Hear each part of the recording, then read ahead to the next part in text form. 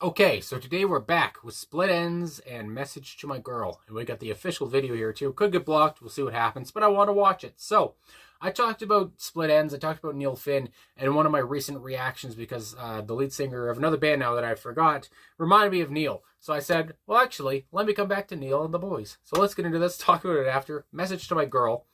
I mean, that kind of says everything off the top, but let's get into it and go.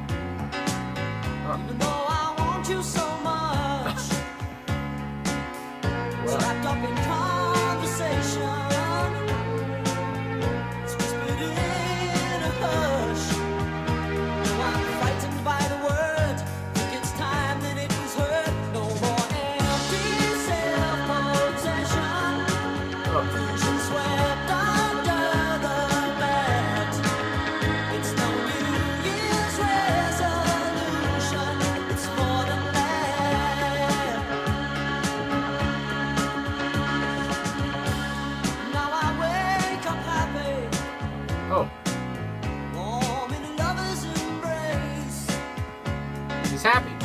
No one else can touch us while we're in this place. So I sing it to the world, a simple message to my girl. No more empty self-possession, vision swept under the mat. It's no New Year's resolution, it's more than that.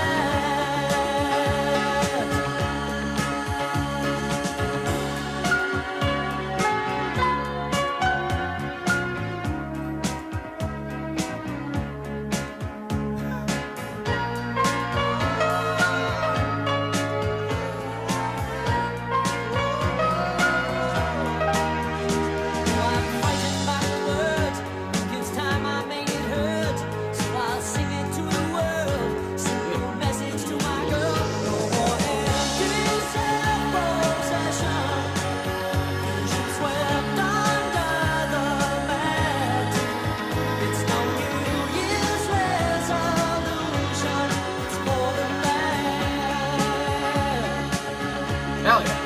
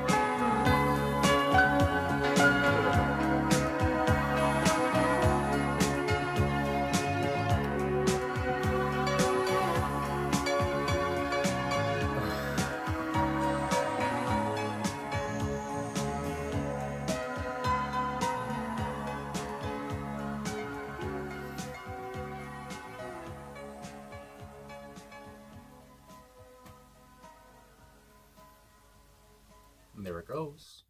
Split Ends, Message to My Girl. So I've reacted to this now, and I've reacted to 6 Months in a Leaky Boat, and I've reacted to I Got You. Now I think about a song like I Got You, which I believe might be their signature track perhaps, but it's a song I really enjoy, and I still listen to this day. And it's kind of weird. I mean, some of the lyrics are a bit weird, they're a bit odd, they're a bit, almost stalkerish, you might say. I got you. Just the faces he makes in that video, it just stays with me. Anyway, I love that.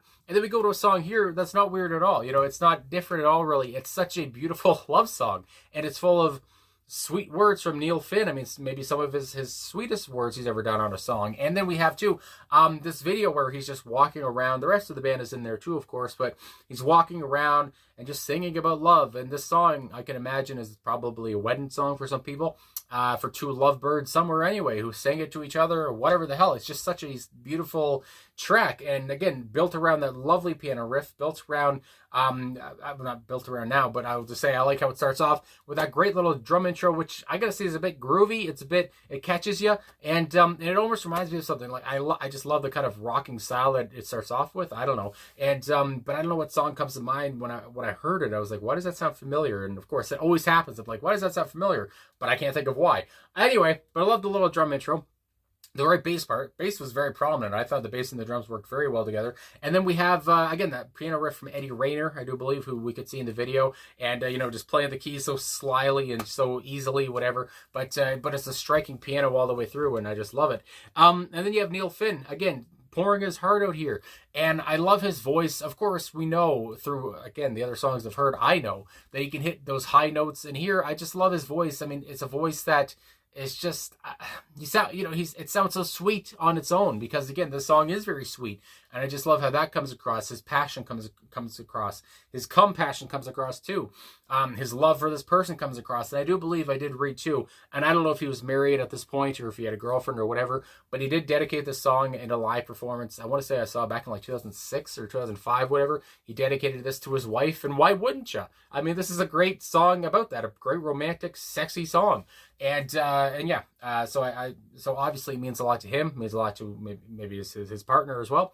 And yeah, and it means a lot to a lot of people everywhere, I'm sure. So yeah, I just love how almost throughout the whole thing, how he's kind of building up the courage, or trying not to be weird, or trying not to scare this woman off, this girl off, because he wants to say these things. He wants to say, I love you. He wants to say, I want you. He wants to say all this stuff.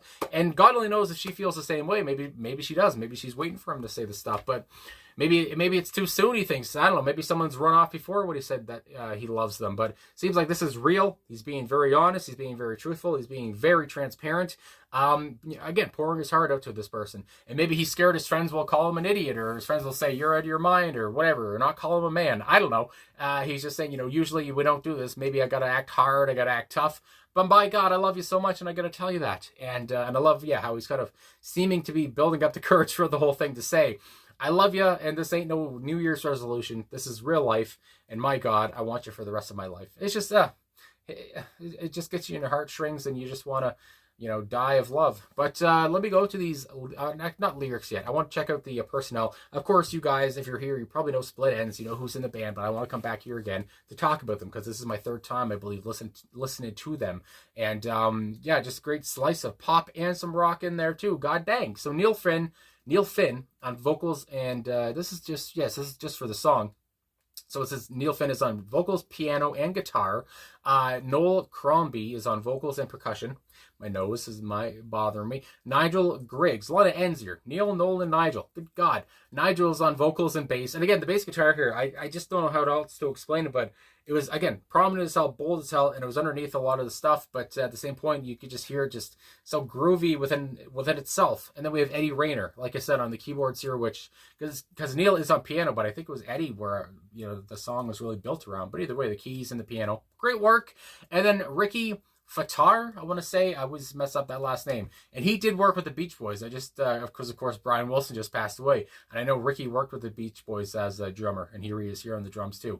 And great intro. He started everything off pretty much, and counted things in, and I love that. So just a beautiful 4 minutes. I mean, my God, wouldn't change a thing. Holy moly! But yeah.